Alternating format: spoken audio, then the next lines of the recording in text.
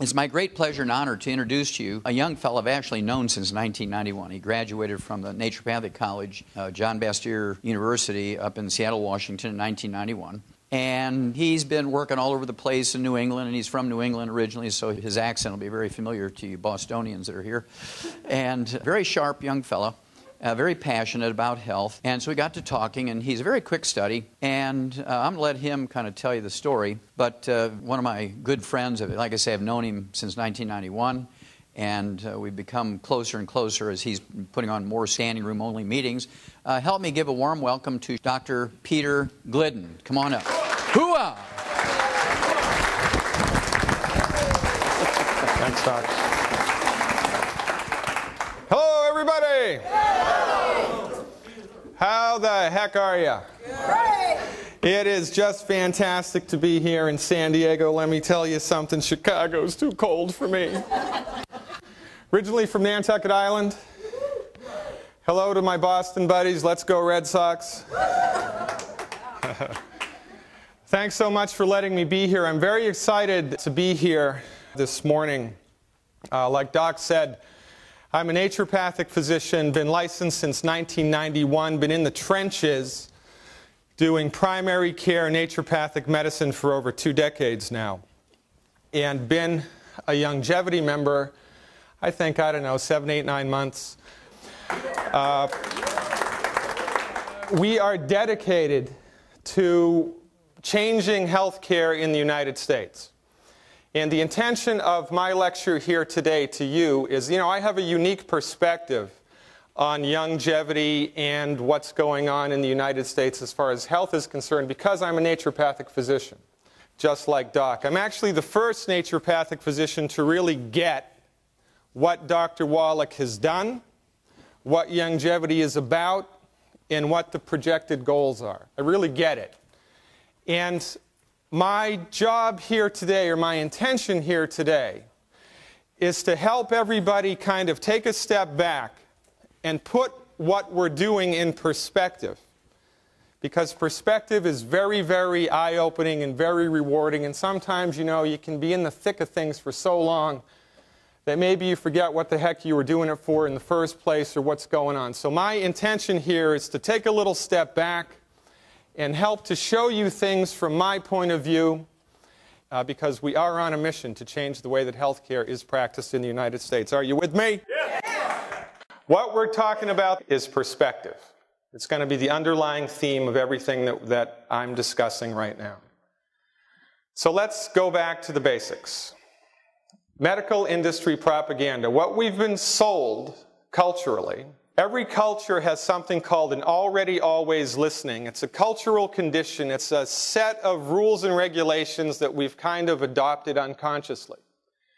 In Christopher Columbus's day, the prevailing paradigm was that the earth was flat. Everybody believed that the earth was flat. Nobody really even talked about it. It was just considered a given.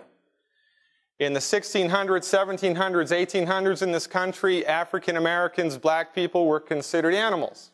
That's how slavery was justified. These aren't people, they're animals. And that was just considered as it was accepted.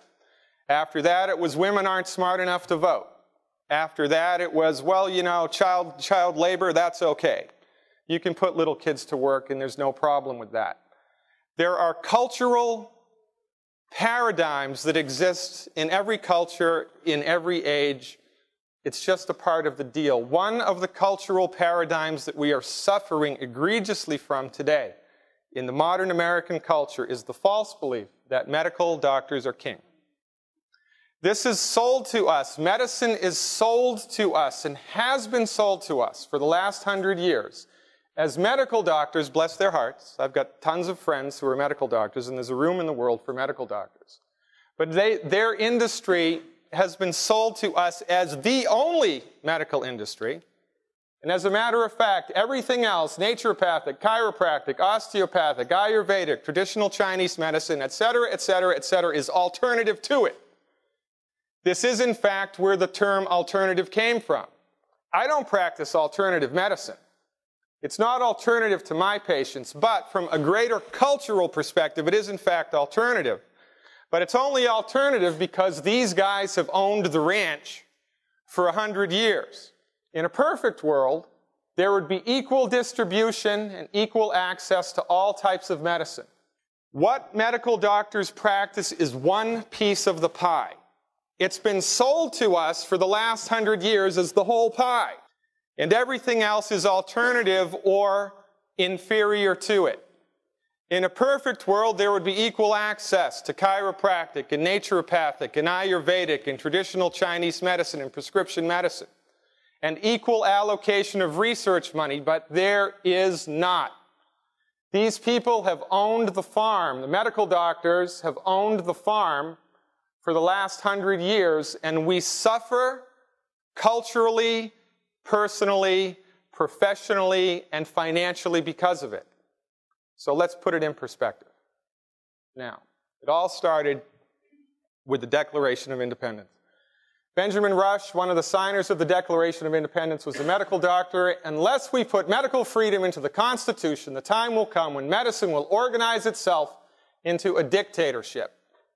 To restrict the art of healing to one class of men, i.e. medical doctors, bless their hearts, and deny equal privilege to others will constitute the Bastille of medical science, and this is exactly what's happened. They tried to write medical freedom into the Bill of Rights, right? Didn't happen. So now, because of money and political affiliations and propaganda that we're going to talk about, the medical doctors, the MD piece of the pie, has risen to the top, and now we just all culturally accept the fact that they're the king. And we don't even really second guess it unless, of course, you're a longevity distributor. Now, let's take one step back and take a larger look at this phenomenon. Now, medical doctors practice allopathic medicine. Allopathic medicine is based on the two Greek words allos and pathos, allos meaning opposite to, pathos disease. It's a reductionistic philosophy. It views the body as a machine made of parts. And when the body is sick, it has to be taken apart into its smallest piece and a different medicine given for each piece. And the medicines that are delivered oppose the disease process. Now, this is in direct distinction to holistic medicine, naturopathic medicine that Doc and I practice. It's from the term naturo, which means nature, and pathos, disease. It's a holistic methodology. Medicines support the body's ability to fix itself. The body is a complex system of interacting, interrelated parts, and the medicines are delivered to the entire system.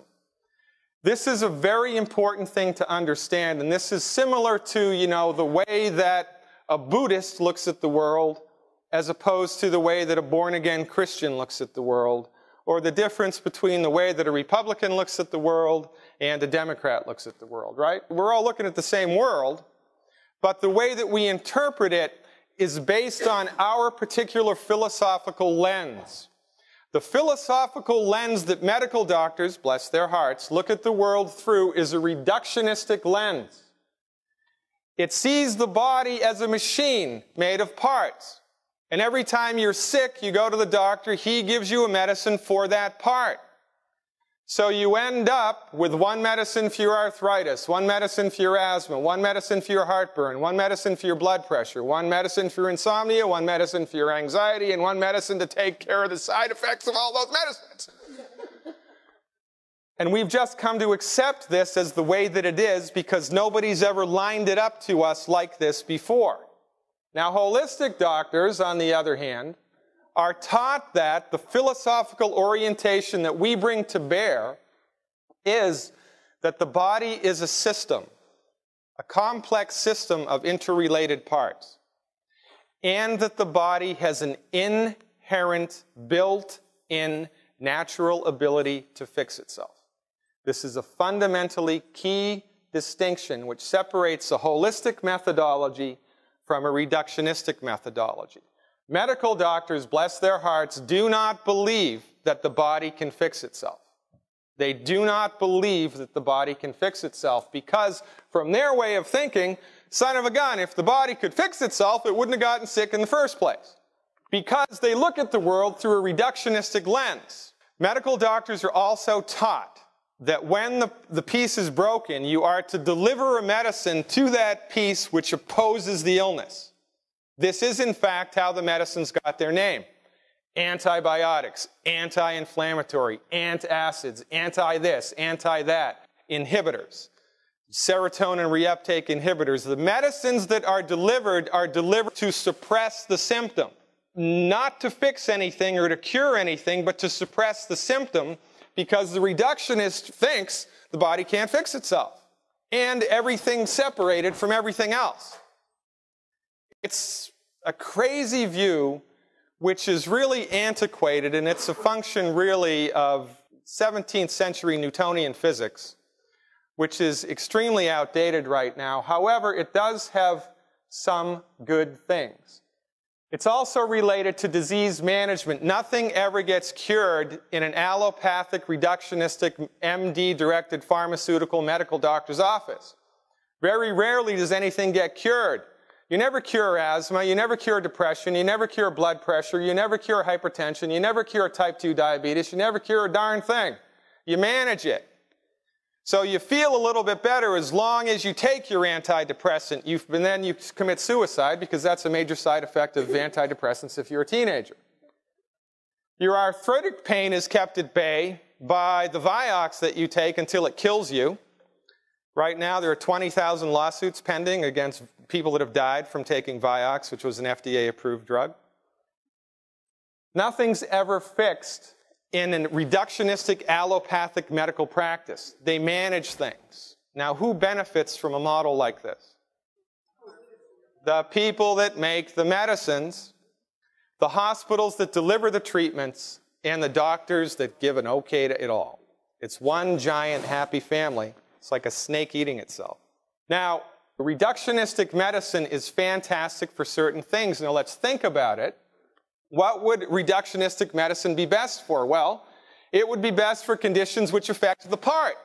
So, if I have a bullet in my arm, if I've fallen through a plate glass window, if I've gone through the windshield of my car because some drunk driver sideswiped me, the things they can do with reductionistic medicine are awesome.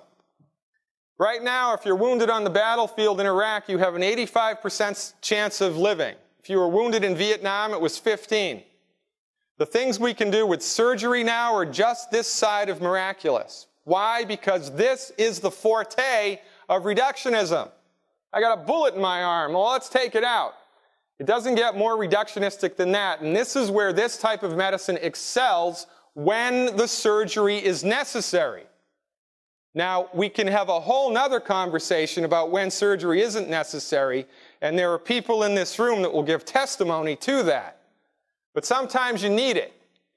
And when you do need it, do not go to a naturopath's office. All right? Trauma, infectious disease, if you go visit the temples in Cambodia and you come back with some nasty little parasite that's chewing your intestinal tract up, they've got stuff that'll kill that also, which is great. Right? This is the forte of allopathic reductionistic medical treatment. Okay. However, MD-directed allopathic reductionistic treatment is sold to us as the only valid treatment for everything. For everything. It's a package deal. Everything else is alternative or read inferior to it.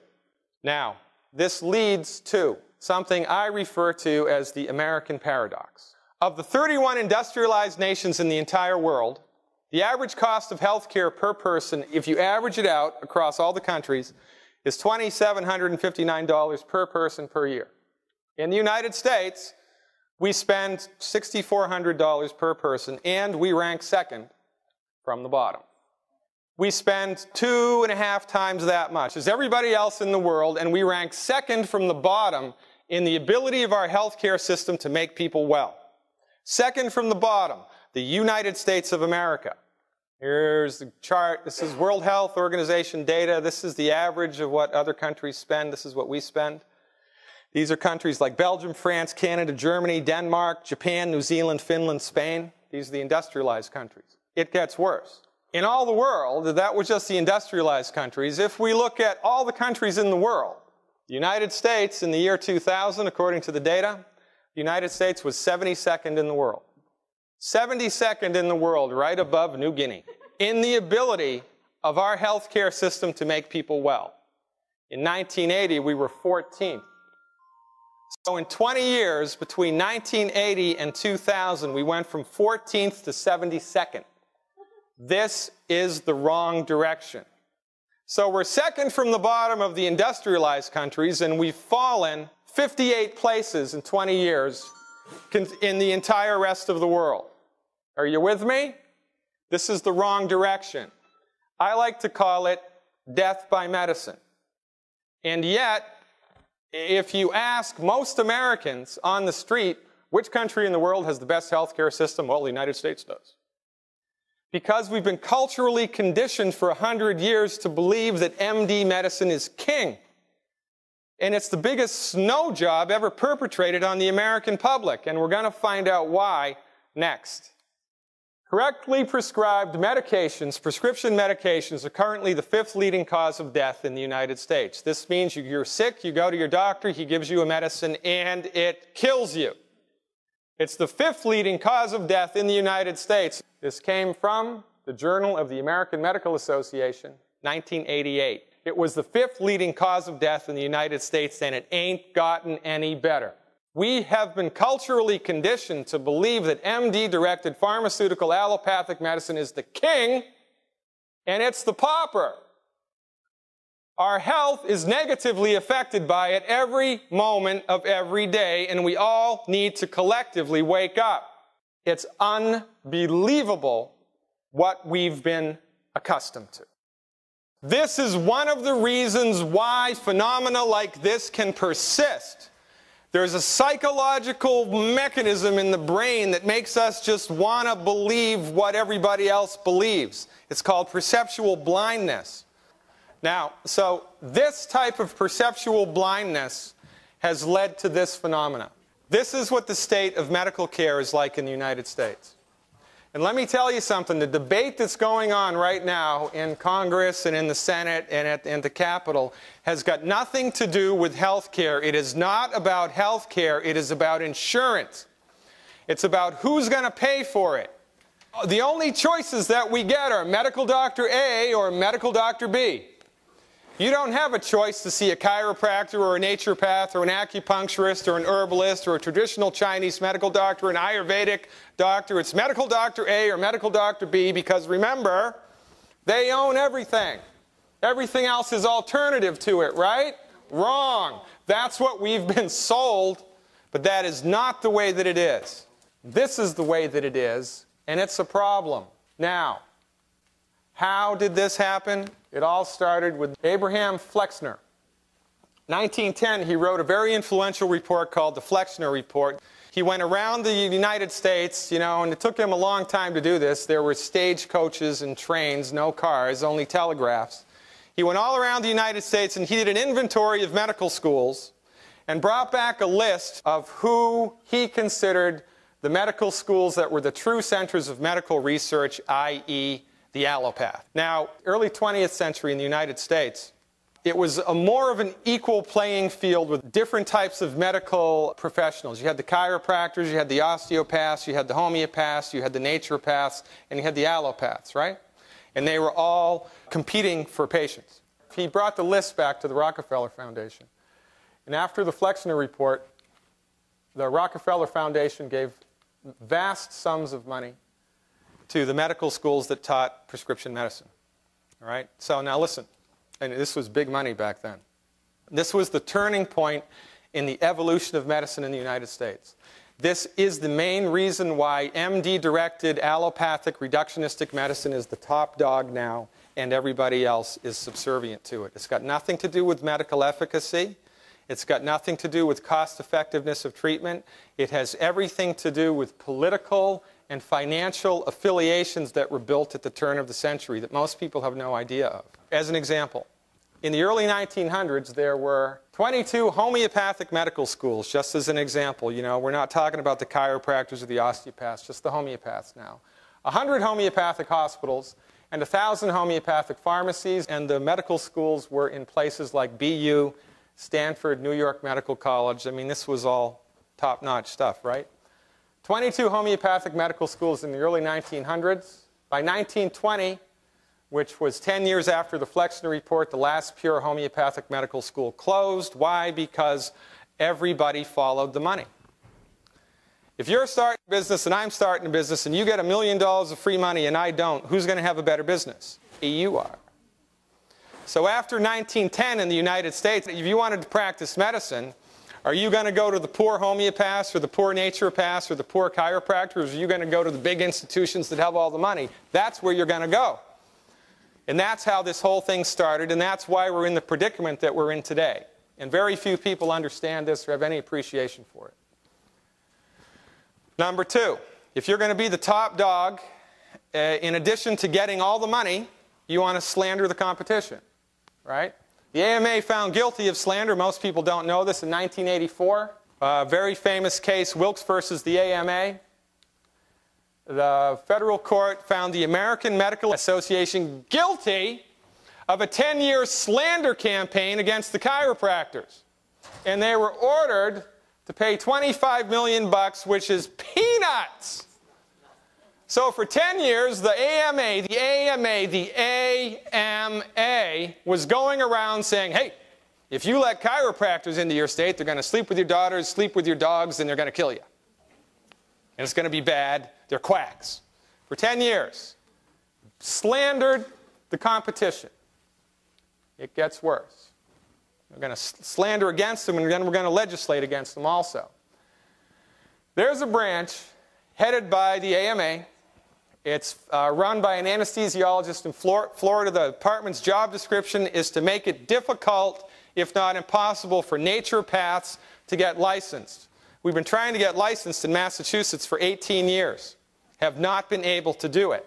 As a naturopathic doctor in Washington State and 14 other states in the United States, I can deliver babies, perform minor surgery, prescribe drugs, order any diagnostic test I want, call myself a physician, work in hospitals, and it's all covered by insurance. Pretty great.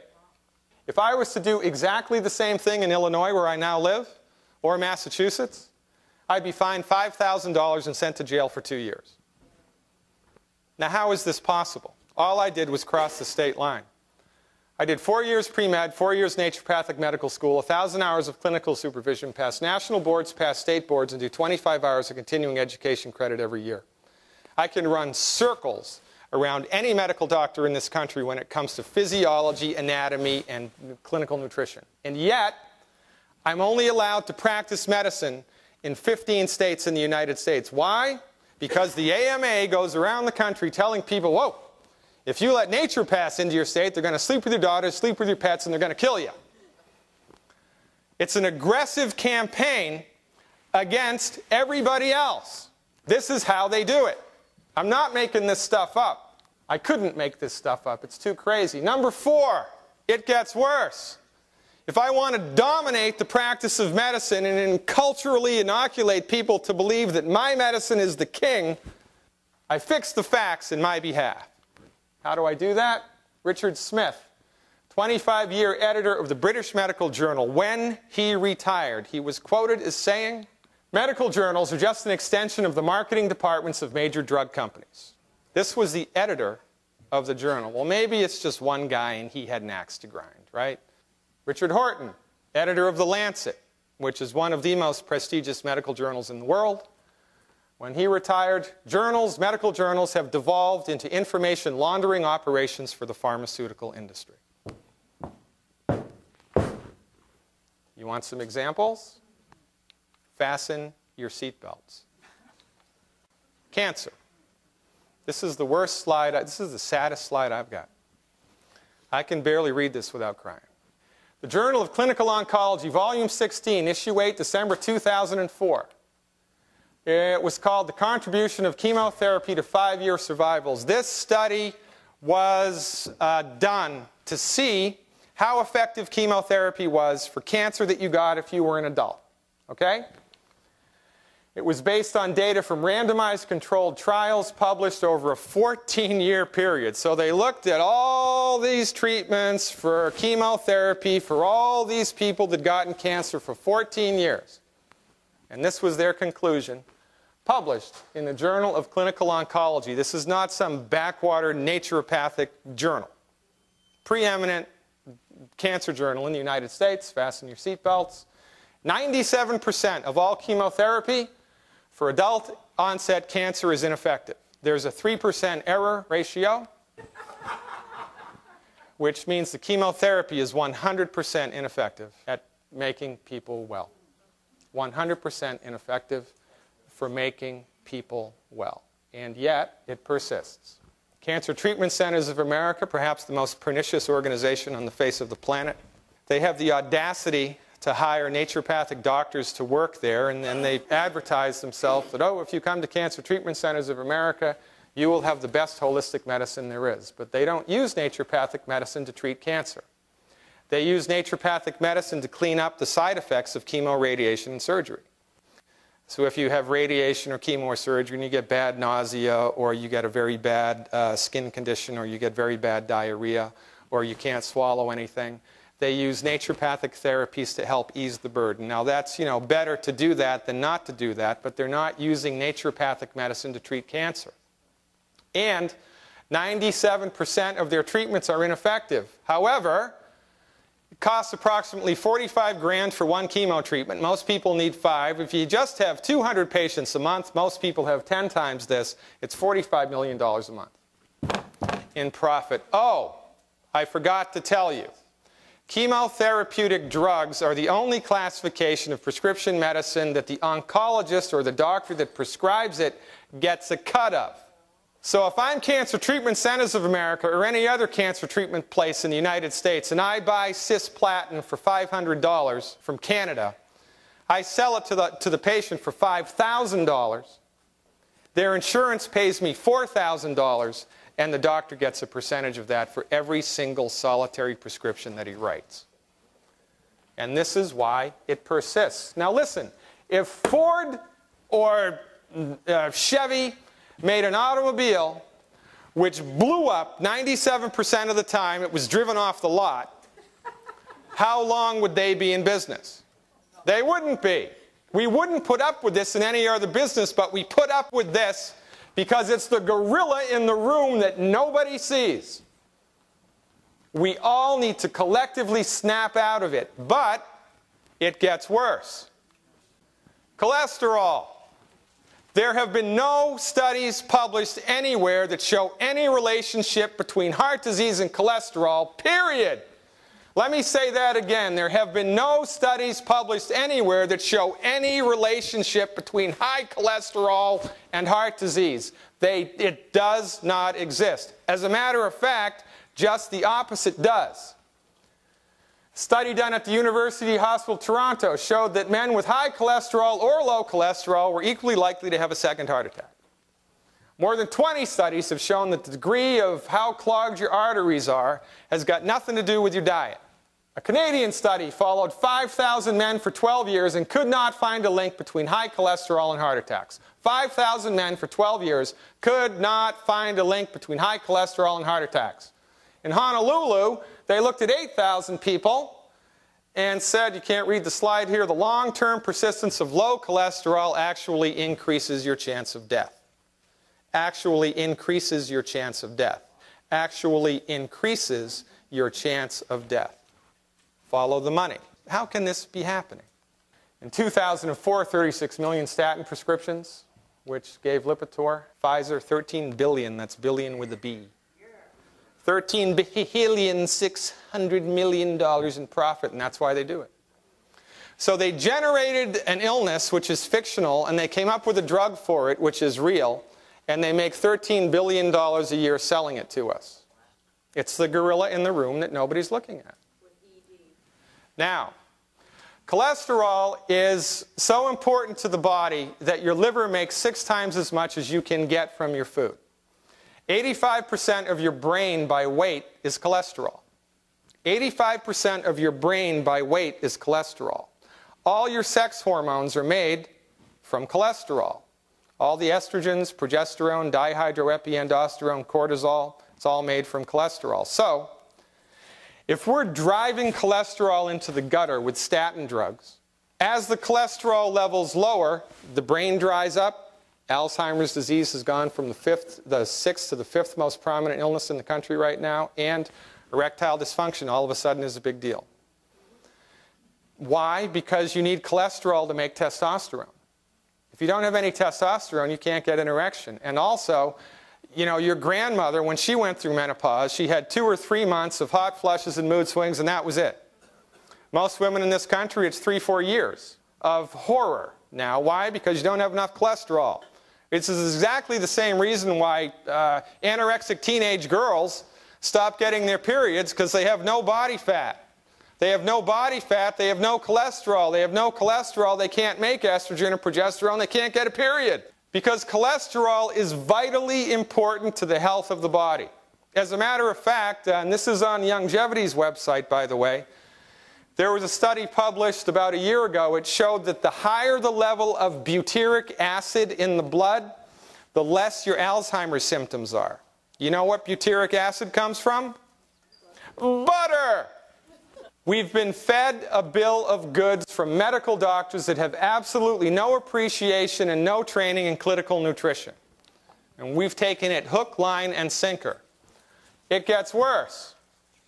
If I want to dominate, completely dominate the culture of medicine in the United States, in addition to doing everything we've just done, we also do direct-to-consumer ads. Direct-to-consumer ads increased drug sale profits in 2008 by $30 million. This is the nonsense that you see on TV every night, right? Why are they advertising prescription drugs? So you can tell your doctor what you need. Well, too bad they wasted all that money on medical school, right? But we've come to kind of accept this. Oh, you know, you see it so many times and you don't even think about it anymore. But it works to the tune of $30 million a year. It gets worse. Feel comforted? I trust my own heart to Lipitor. This is Robert Jarvik, the guy that invented the artificial heart. He trusts his own heart to Lipitor, even though there's no study published anywhere that shows any relationship between cholesterol and heart disease. This man should be sent to jail for fraud. He's a medical doctor.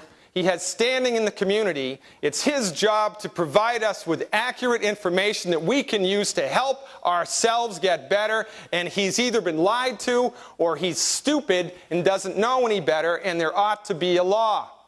It gets worse. Vioxx.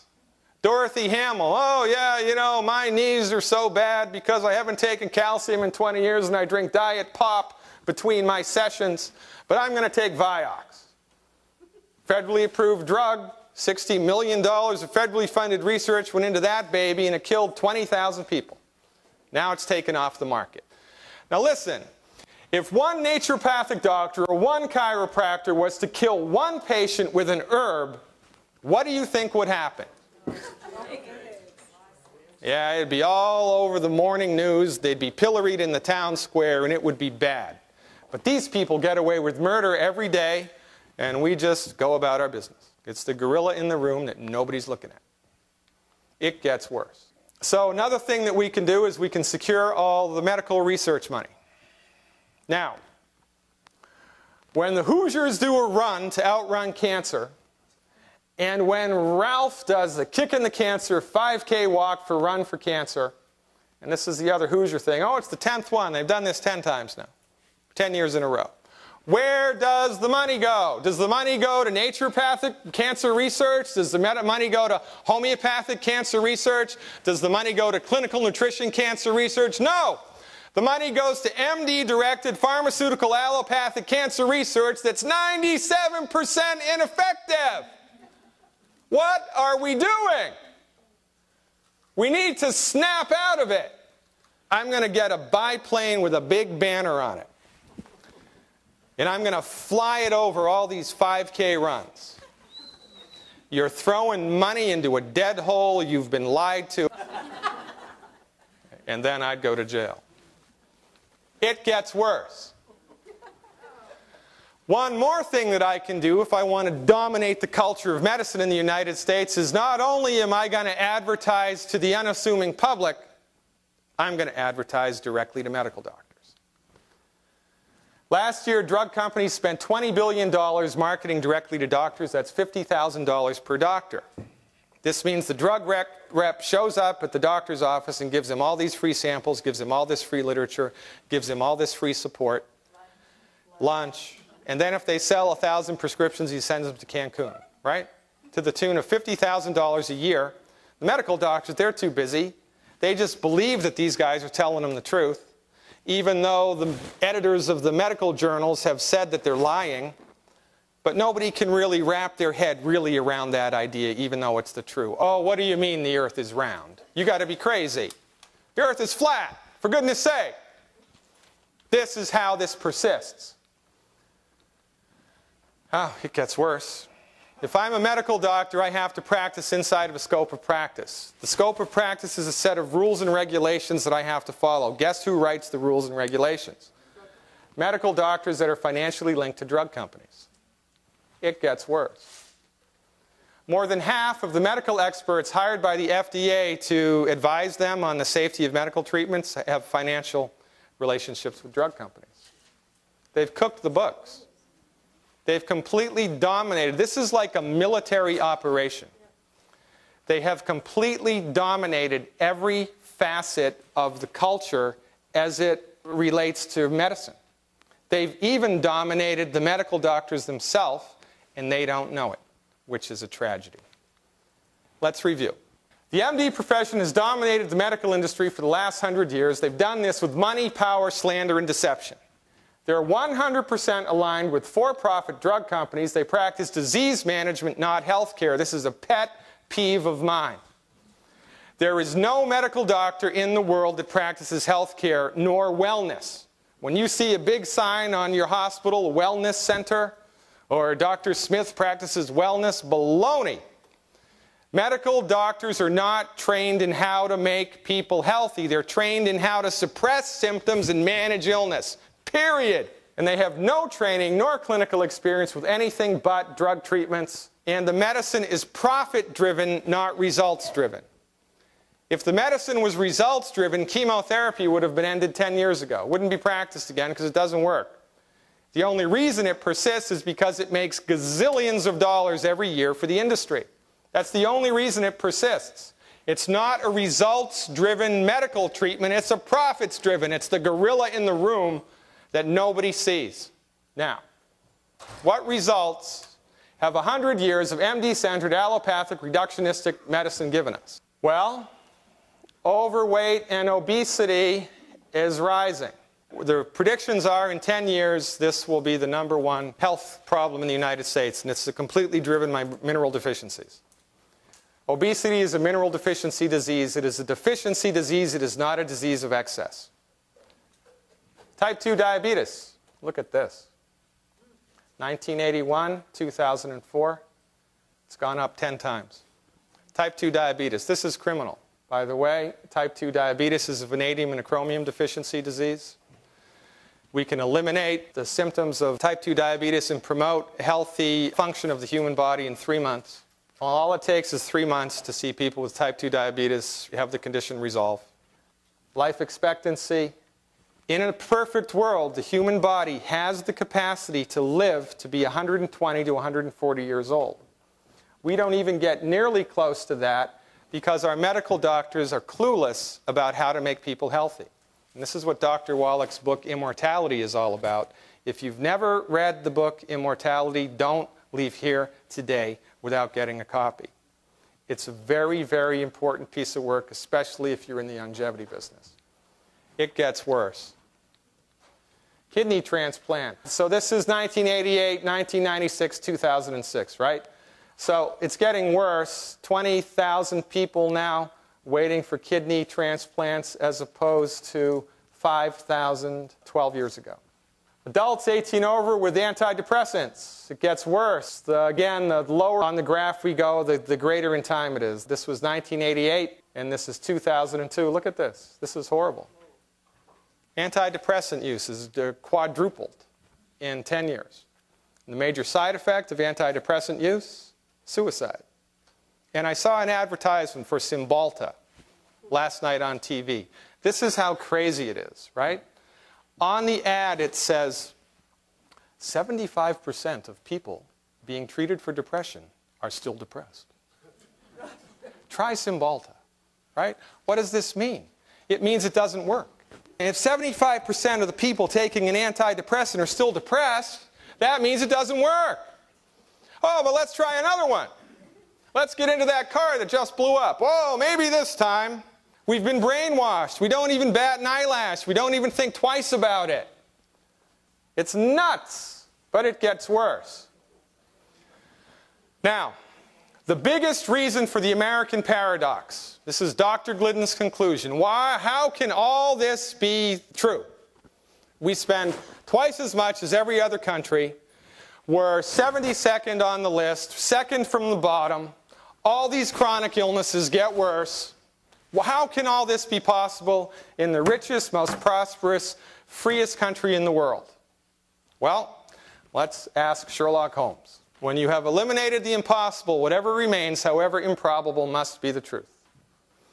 The reason for the American paradox is allopathic MD-directed prescription drug treatment for chronic disease does not work, period. It does not work. It works great for surgery when surgery is necessary. It works great for trauma, but that's it. For most conditions that most people go to the doctor for, most of the time it kills them, makes them worse, does not deliver results.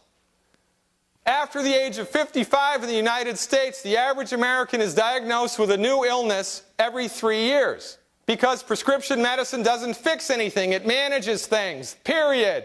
And we suffer from it. Well, what are we to do? What are we going to do? March like lemmings to our collective deaths over the hill? No. If the system doesn't work, abandon the system and adopt and support a system that does work. Hey, does anybody know a system that works?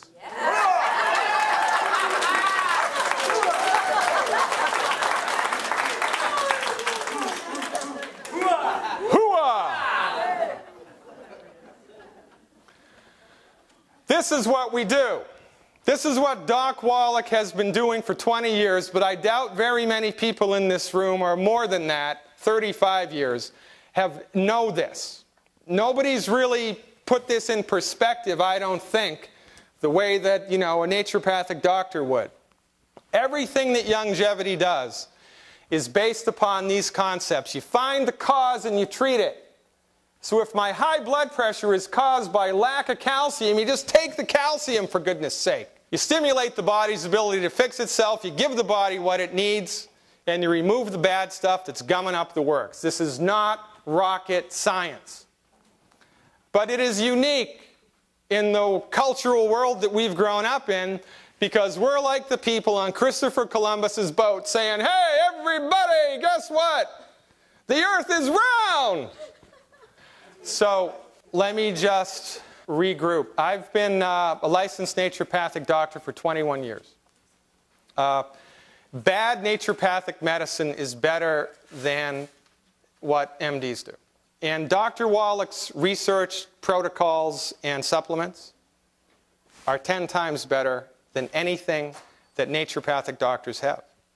I've been in the trenches treating people with primary care medicine as a naturopathic physician for over 2 decades. And I've used every supplement company, I've used every therapy. I used to be a vitamin rep for a company because their quality control was so great. I've been around the block with naturopathic medicine. And Dr. Wallach's protocols and treatments far surpass anything that the naturopathic medical community has to offer. This is a very important thing to understand. You folks have access to the best nutritional strategy, the best nutritional products in the world right now.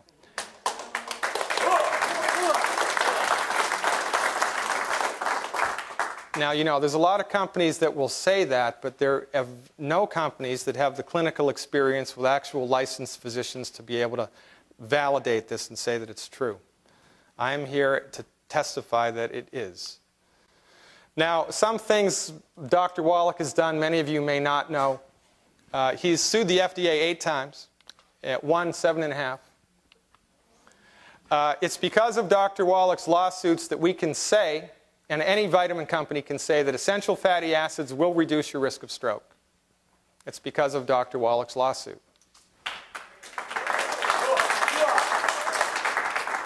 Also, because of Dr. Wallach's lawsuits, we can say that 200 micrograms of selenium will reduce the occurrence of the following cancers. And reducing the occurrence of the following cancers is a huge thing. This is a huge, huge thing. Here's what we can say, and why hasn't your medical doctor told you this? If you take 200 micrograms a day of selenium, which is cheaper than dirt, you'll reduce your chance of breast cancer by 82%, prostate cancer 69%, colorectal cancer 64%, and lung cancer 39%, even if you're a smoker. Every child in the United States, from the very first day they go to their pediatrician, needs to be put on selenium, and we would dramatically reduce the occurrence of these types of cancer with one simple, inexpensive nutritional supplement. It's criminal. It is criminal that this information is not readily available and more widespread, and it's even criminal that most medical doctors will tell you vitamin supplementation, all that'll do is give you expensive urine. There ought to be a law. By the way, this selenium stuff was published in the Journal of the American Medical Association in 1998 by Larry Clark, MD, PhD. Okay? Now, The Diseases of Exotic Animals was written by Dr. Wallach. His seminal piece of research, it's in the Smithsonian, took place from 71 to 83, at the tune of $25 million, which was big money back then. It was funded by the NIH, Washington University, Yerkes Primate Research Center, Center for the Biology of Natural Systems, and major zoos across the United States. This was the origin of all the stuff that we do with the longevity product line. This is where it all came from. Dr. Wallach's research that resulted in the book, The Diseases of Exotic Animals. Now, in that research, they did 13,000 autopsies, 10 million blood chemistries and histopathologies, and they compared the health of zoo animals to their counterparts in the wild. The intention of the study was to look for the net negative effects of pollution. This was because at that time there was the Minamata disaster in Japan, where some knucklehead released millions of gallons of mercury into a river that went into Minamata Bay. There was an algae bloom at the same time. The algae sucked up all the mercury. The little minnows ate the algae. The bigger fish ate the minnows. The villagers ate the bigger fish. They all got mercury toxicity. And 9 months later, all the kids that were born in Minamata, Japan, had unbelievable birth defects. And it was a big wake-up call for the international community. And so they said, hey, if mercury can do this, what can all these other things do? So let's figure it out. So they had a perfect experiment, and they chose Dr. Wallach because he was the only man in the world at that time who had experience in all of the fields that were necessary to pull this off. So they looked at the health of animals in the zoo in urban areas who were exposed to the same pollution that you and I are, and then they went into the wild and darted the animals, sedated them, and did tissue cultures from the animals in the wild, and they compared the results of the health of the animal in the wild to the health of the animal in the zoo. You with me? It was a fantastic experiment, really smart, really well thought out. And here are the results. Strap on your seatbelts. There was no net negative effect on the health of the animals from pollution. There was no net negative effect on the health of the animals from exposure to normal daily pollution like carbon monoxide and all PCBs and fire retardant stuff and all this stuff that everybody's really afraid of right now, which is why we're all eating organic food. The thing that did make a difference to the health of these animals was if there was a massive exposure. If there was a massive exposure to a toxin, you know, if you lived downstream from 3 Mile Island, well, that was a problem. But if it was just normal day-to-day exposure, there was no problem. They almost pulled the plug on the research. Because son of a gun, there was nothing there. However, there were, much to our benefit, unexpected results. And this is huge. And this is why we do what we do. There were huge net negative health impacts from inadequate nutrition in the animals, and it happened across species lines. The effect of not enough calcium, not enough zinc, not enough B1, not enough B12, not enough C, not enough manganese, not enough vanadium, not enough chromium, not enough of the mighty 90. If the animal was deficient in one of these, or two of these, or all of these, it got sick, And it didn't matter if it was a bat, a boa constrictor, an elephant, or a rhino. Nutritional deficiency caused chronic disease. And when you put the nutrition back, the disease went away. When you put the nutrition back, the disease went away. This was groundbreaking research, and it completely changed the way that veterinarian medicine was practiced and livestock medicine, and it changed a lot of things in the wonderful world of animal husbandry. And it was all because of Dr. Wallach. But now, Dr. Wallach thought to himself, well, son of a gun, if this happens across species lines in the animal kingdom, I bet you it works with humans. So he became a naturopath and started applying the same therapies that they used with animals with humans and got unbelievable results, which then they followed through for 30 years, and that's why we do what we do today. And this is why the longevity products are more effective than any other nutritional product in the world, because they are based and have their roots in this research and this clinical experience. This is major league clinical nutrition. Comparing what we do in longevity to what any other doctor or any other vitamin company does is like comparing the major leagues to little league. There is no comparison. What we do is 100 times better than anybody else, but don't believe me, just look and see the results that you get. Livers grow back. People come off dialysis. Asthma disappears. Knees grow back. Shoulders grow back. Type 2 diabetes. Crohn's disease. Ulcerative colitis. Brain tumors. Lymphoma disappears. Why? Because the body needs nutrition. And when you give the body what it needs and get out of the way, the body fixes itself. Now, these are the most important things that all of this resulted in. If you remember nothing else, remember the next few slides. The majority of chronic disease is caused or directly affected by inadequate nutrition, dietary stress, and is eliminated by therapeutic nutrition and proper diet. Therapeutic nutrition and proper diet is the cure to the healthcare crisis. It is the only thing that will do it, because it is the only thing that has the potential to do it, because it goes to the root cause of the illness. Nothing else does. Well, let's think this through. Let's say I have high blood pressure. High blood pressure often is caused by a calcium deficiency. So I have a calcium deficiency, and now I've got high blood pressure, so now I go on an MAO inhibitor. And I'm on an MAO inhibitor for 5 years, but I still have a calcium deficiency. So 5 years later, now I get osteoarthritis, because that's also caused by a calcium deficiency. And I get Bell's palsy, because that's also caused by a calcium deficiency. So now I have osteoarthritis and Bell's palsy, for which I'm giving 2 more drugs, pain medications, and I've still been on the MAO uptake inhibitor for 5 years. 2 years later, I developed type 2 diabetes, because that's a side effect of the MAO uptake inhibitor that I've been on for 7 years now. And my liver starts to decay because of the negative effects of the pain medication. So now I'm put on 4 more medications, but remember, I still have a calcium deficiency. So now I get degenerative disc disease. I get all kinds of neurological conditions from my waist down. I get surgery to replace the discs, and I die from the surgery. And this is the standard of medical care, the best medical care there is in the country, and it all could have been eliminated 15 years earlier if I just gave calcium. This is criminal behavior, and there ought to be a law. Let's take a look at it. High blood pressure. High blood pressure is caused by one of 3 things. It's either a calcium deficiency, you have clogged arteries in the kidneys, or you're way overweight. This is what an artery looks like.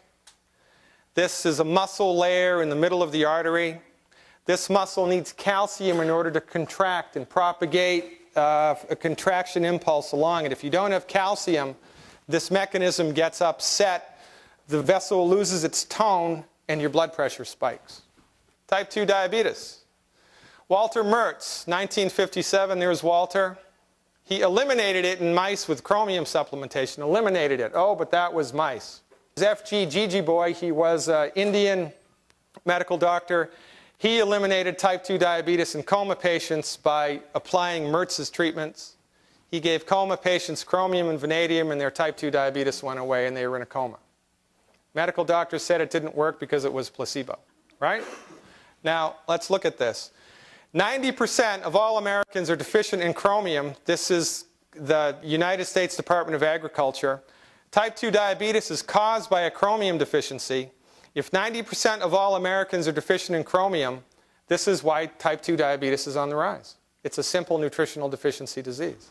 But one diabetic patient treated for 5 years will profit an insulin-prescribing MD $47,000. And over the course of that patient's lifetime, approximately $376,000 from not curing the disease, from managing it, from not taking care of it. So that's why it persists. Because medical doctors can make way more money from managing type 2 diabetes than they can from giving a nutritional supplement that will promote and stimulate the healthy function of the human body and potentially eliminate the illness. It's criminal. It is absolute criminal behavior that anyone in the United States has type 2 diabetes for more than 3 months. There ought to be a law, but it's big money. This is how diabetes works. Here's a human cell. This is the cell wall. This is the inside of the cell. This is where everything happens. Sugar has to get from the bloodstream inside the cell. It does that by insulin landing on receptors on the cell wall. And when insulin lands on the receptor on the cell wall, the inside of the receptor sends a signal to another receptor on the cell wall that accepts glucose, and it opens it up. It's like ringing the front door bell and the kitchen door opening to let, all the supplies in. Okay? If you don't have vanadium and chromium, this message can't get translated. Or the insulin can't bind, one or the other. So you get insulin piling up and glucose piling up, all because this message can't get communicated to the cell that the kitchen door is locked. The only reason the kitchen door is locked is because you didn't have enough vanadium and you didn't have enough chromium, so that door don't open. It's not because you need more insulin, and that's what medical doctors do. They give more insulin, which piles up in the bloodstream and creates such a pressure that it kicks the door down, and a little bit of sugar goes in. The side effects that people get from type 2 diabetes or even primary diabetes are not because of the blood sugar, but because of the insulin. It's the insulin that causes your legs to fall off and your eyes to go blind. It's not the blood sugar, it's the treatment. Most important things: 91 essential nutrients, 60 minerals, 16 vitamins, 12 amino acids, 3 essential fatty acids. If everybody in the world took these every day, in the course of, 5-10 years, chronic illness in the United States would be a thing of the past. It's impossible to get all 91 nutrients from your food. You cannot do it. I cannot go outside and throw a tennis ball to the moon. Nor can I get all the nutrients that my body needs from my food. Why can't I do that? Because the minerals, which are 60 of the 90, only occur in the soil. Animals can't make them, plants can't make them. We can only suck them up out of the soil. If they're not in the soil, they're not in the lettuce. If they're not in the lettuce, they're not in the body. They're not in the soil. They're, like Doc says, they're in veins, like the ripples in chocolate ripple ice cream, right? Here it is. So I got some zinc up here, but I got none here. I got some vanadium here, but I got none here. I got some calcium here, but I got none here. This is how it is. So if I was to do, a bird's eye view of the cornfield, this part of the cornfield might have 12 minerals, this might have 10, this might have 4, this might have 20, this might have 30, who knew? You can eat a perfectly yummy tasting piece of organically grown corn harvested by Trappist monks under the full moon while they're chanting, and you could be 51 minerals deficient because the plant only needs 9 minerals to grow. If it ain't in the soil, it ain't in the plant. If it ain't in the plant, it ain't in the body, it ain't in the soil. You need to supplement. If you understand that you need a mineral, well, you can do one of two things. You can dig them up, find somewhere in the earth that they are, you can dig them up, purify them, and swallow them. These are called metallic minerals, and they're 10 to 60% absorbable. This is what most vitamin supplements are. Or you can plant plants on the soil where the minerals are. The plants suck the minerals out of the ground, metabolize the mineral, and as they digest it and metabolize it, they turn it into a colloid.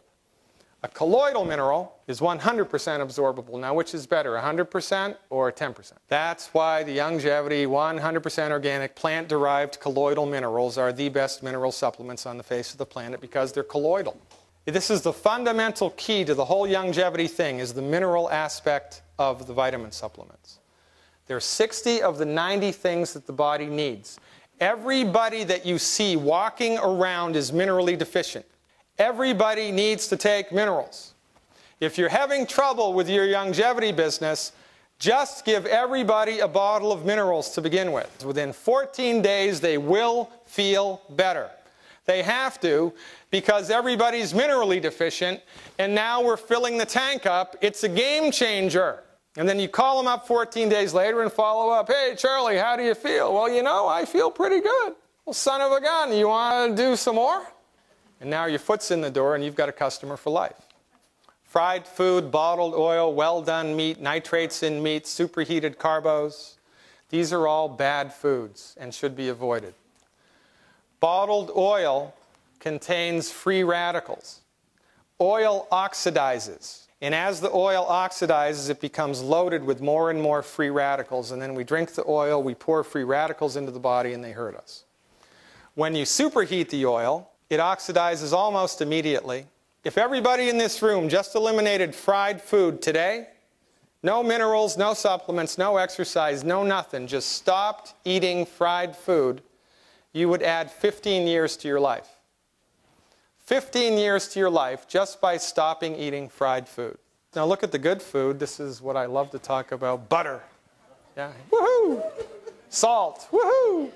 Lard. Your grandmother was right. Those lard sandwiches saved her life. We are the solution to the healthcare crisis. And I just wanted you to think about this for a minute. How many people can I, as a naturopathic doctor, help? Okay? Because of the time considerations that I have, a dentist can only drill so many teeth. If I'm in a good year, I see 4 new people a day, 5 people a week, 46 weeks a year. I can treat 920 people and help 920 people in 1 year to get healthy as a licensed working naturopathic doctor. If I build a network and I enroll 1 person a month, and they enroll 1 person a month, and that goes on for a year, in 1 year I'm going to have 4,096 people in my network. Now, which is better, 900 or 4,000? 4,000. This is how we're going to change the world, and this is why Youngevity exists. All the other companies that Youngevity has bring in demographics to expose people to the product and protocols. All right? We are playing a big game here. It is our intention in our lifetime to alter the paradigm through which medicine is practiced in the United States. We want to pull medical doctors off the pedestal that we've put them on. We want to show everybody in the world the gorilla that's in the middle of the room. And the only way that we can possibly do this is by generating a huge grassroots support system. And how are we going to do that? We're going to do that by building a Youngevity network business. That's why Youngevity exists. That's why you folks are here. You can alter the way that medicine is practiced in the United States. Build your downline as rapidly as possible, because people are dying and suffering needlessly, and only we can help them. Thank you very much.